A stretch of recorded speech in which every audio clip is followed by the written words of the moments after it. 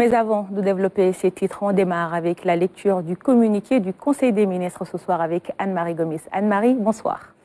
Bonsoir à toutes et à tous. Le chef de l'État, son Excellence, M. Bassirou Diomaye Diakhar Faye, a présidé ce mercredi 18 septembre 2024 la réunion hebdomadaire du Conseil des ministres au Palais de la République. À l'entame de sa communication, le président de la République s'est réjoui de la bonne organisation de la fête du Mawlud qui a été célébrée dans d'excellentes conditions sur l'étendue du territoire national. Il a remercié les khalifes généraux, les guides religieux et toute la communauté musulmane du Sénégal pour les prières ferventes formulées pour un Sénégal de paix, de stabilité et de prospérité dans la justice et la solidarité. Il a félicité le gouvernement, le Premier ministre, le ministre de l'Intérieur et de la Sécurité publique, les ministres impliqués, l'ensemble des forces de défense et de sécurité et les services de l'État qui ont permis un bon déroulement de l'édition 2024 du Mawlud. Le chef de l'État a mis en exergue le fait religieux qui est une réalité au Sénégal, lequel s'érige en activité économique, sociale, culturelle et éducationnelle de premier plan.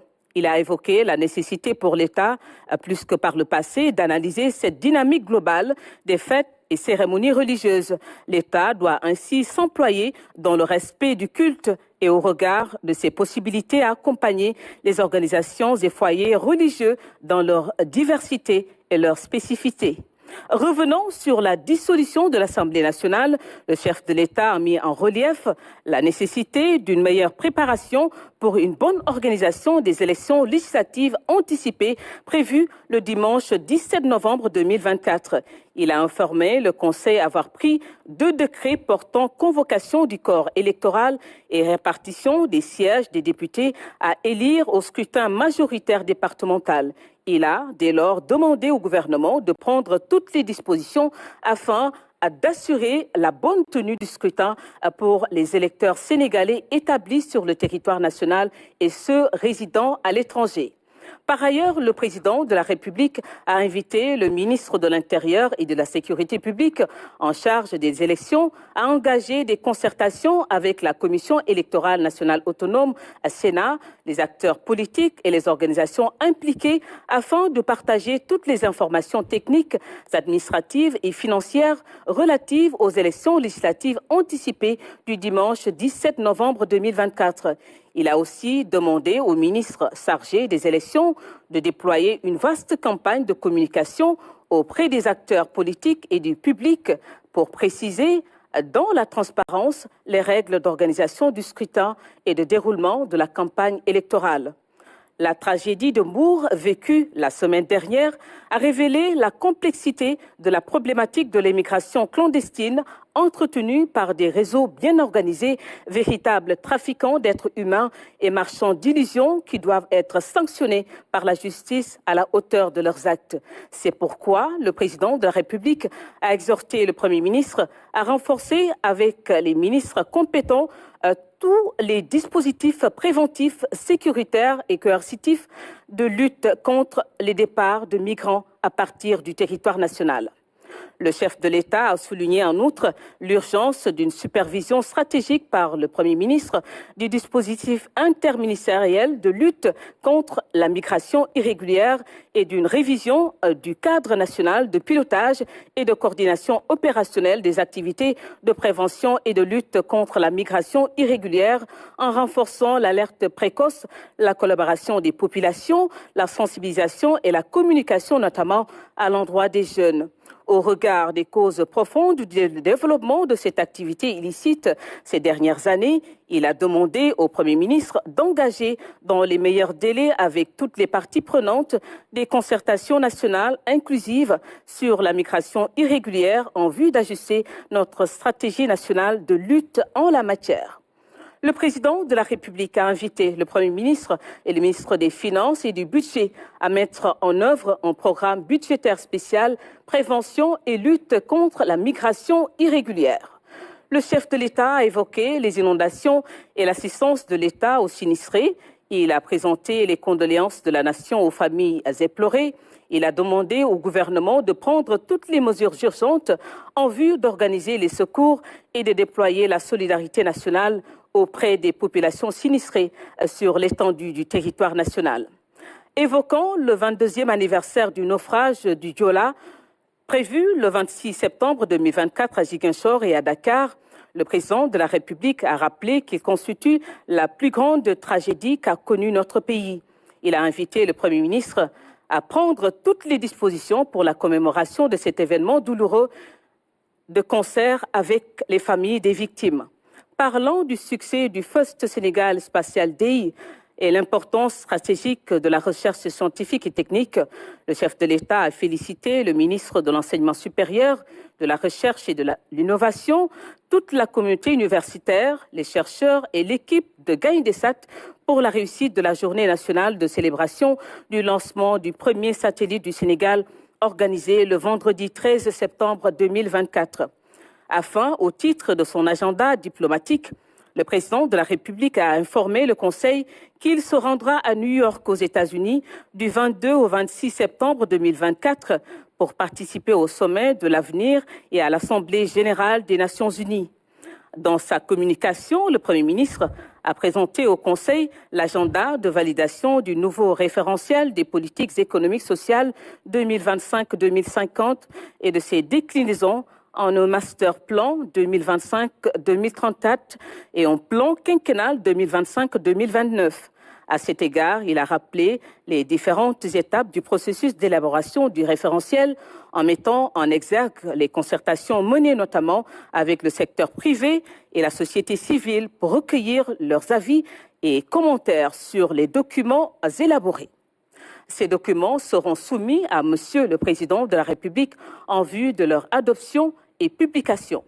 Le Premier ministre a ensuite évoqué les décisions ressorties de la réunion interministérielle tenue ce mardi 17 septembre 2024, consacrée à l'impact du stress hydrique et des crues de cet hivernage sur les cultures, les habitations et les infrastructures, notamment routières. Les décisions majeures prises sont entre autres axées sur le recensement exhaustif des exploitations impactées et les diligences à mettre en œuvre pour faire face aux risques d'insécurité alimentaire dans les zones affectées au niveau de certains départements du pays. Relativement aux crues, il a été notamment retenu l'amélioration des dispositifs d'alerte et des ripostes, ainsi que le renforcement de la coopération interétatique au sein de l'OMVS et de l'OMVG en matière de surveillance hydrologique. Au regard de la récurrence du stress hydrique et des crues, le Premier ministre a informé le Conseil de la mise en place au sein de la primature d'un comité permanent comprenant toutes les parties prenantes en vue d'assurer les synergies requises et la prise en charge efficace des mesures arrêtées. Enfin, le Premier ministre a abordé la question lancinante de la restructuration prolongée des entreprises publiques et parapubliques en difficulté. En vue d'accélérer le traitement de ces dossiers, il a jugé nécessaire la redynamisation du comité interministériel de suivi et de restructuration des entreprises publiques et parapubliques institué au sein de la primature.